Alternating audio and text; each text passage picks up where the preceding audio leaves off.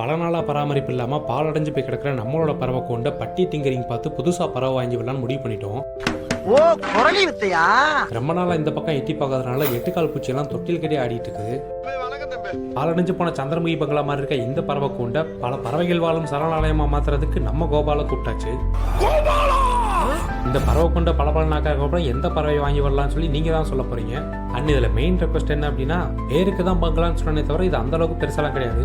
சிட்டுக்குருவி வாழ்ற அளவுக்கு சின்ன கூட தான் இது. அதனால பஜ்ஜீஸ் இல்லை பின்சஸ் இந்த மாதிரி ஏதாவது சின்ன சின்ன பறவைகளை மட்டும் சஜஸ்ட் பண்ணும்படி அன்புடன் கேட்டுக்கொள்கிறோம். இப்படிக்கு கமெண்ட் வரும் முறை காத்திருக்கும் கம்பெனி நிர்வாகம்.